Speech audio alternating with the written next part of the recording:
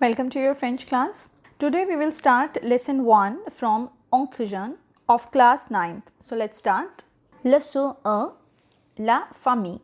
Lesson 1, the family. Denis Martin reçoit des amis avant le cours. It means Dennis Martin receives friends before the class.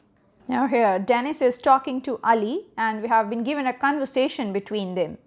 Denis, je vous présente mon père et ma mère.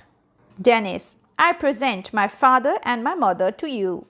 Mes autres invités sont en retard. It means my other guests are late. Voici Catherine. Son père est avocat et sa mère est secrétaire. This is Catherine. His father is a lawyer. His mother is a secretary. Et ses cousins sont encore étudiants. And his cousins are still students. Now Ali speaks. Où est ta sœur? Where is your sister? Et ton cousin Pierre? And your cousin Pierre. Tes grands-parents? Your grandparents? Now here ends the text and you have been given a question of true and false. Dis vrai ou faux. It means say true or false. Sentence number 1. Le père de Denis est médecin. It means Denis' father is a doctor. Say faux. It is wrong because in the given text, nothing is mentioned here about his father. Sentence number 2. Ali est un ami de Denis. It means Ali is a friend of Denis. C'est vrai. It is true, as the conversation is going between two friends. Sentence number 3. La mère de Denis est secrétaire. It means Denis' mother is secretary. C'est faux.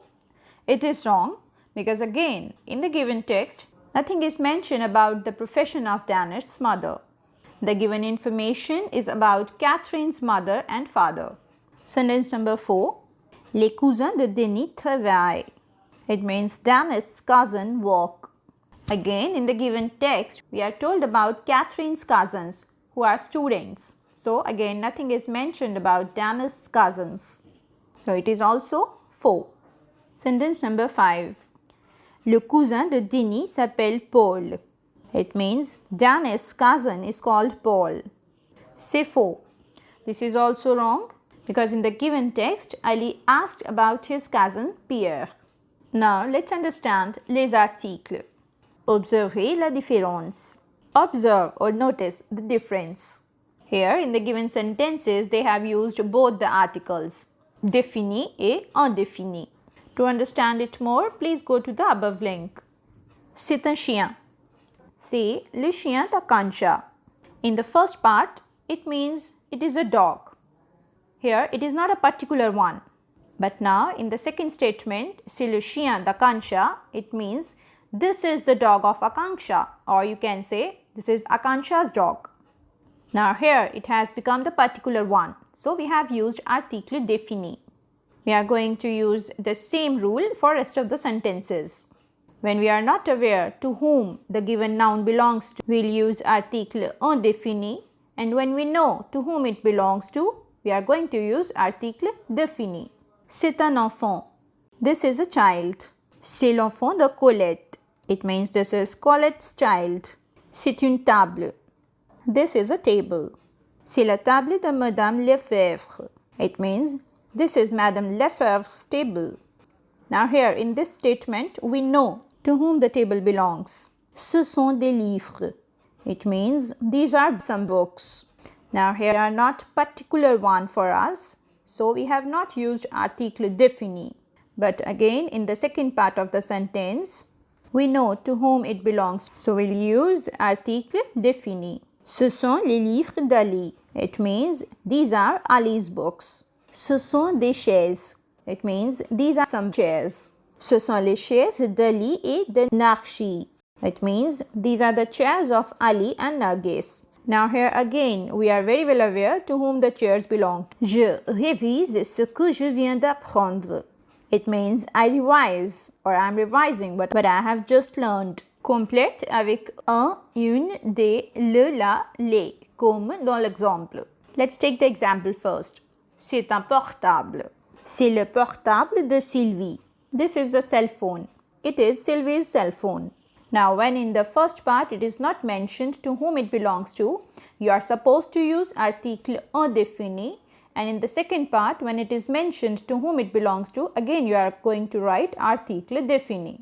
Sentence number 1. C'est une chambre. C'est la chambre de Nicole. It means this is a room. This is Nicole's room. Sentence number 2. C'est un dictionnaire. C'est le dictionnaire de Nikita. It means this is a dictionary. This is the dictionary of Nikita, or this is Nikita's dictionary. Sentence number 3. C'est une voiture. C'est la voiture d'Alok. It means this is a car. This is Alok's car. Now sentence number 4. Ce sont des crayons. Ce sont les crayons de Sarah. It means these are some pencils. These are the pencils of Sarah. Now here again we know to whom these pencils belong to. Now sentence number 5. Ce sont des sacs. Ce sont les sacs d'Hélène. These are some bags. These are the bags of Hélène. Now sentence number 6. C'est une étudiante. C'est l'étudiante de Madame Lucienne. It means this is a student. This is the student of Madame Lucienne, or this is Mrs. Lucienne's student. Now question number 2. Here you need to conjugate the given verbs according to the given pronoun. Conjugue les verbes entre parenthèses. Conjugate the verbs in the brackets. Sentence number 1. Nous dash avec le professeur. The given verb is travailler. It is an ER ending verb.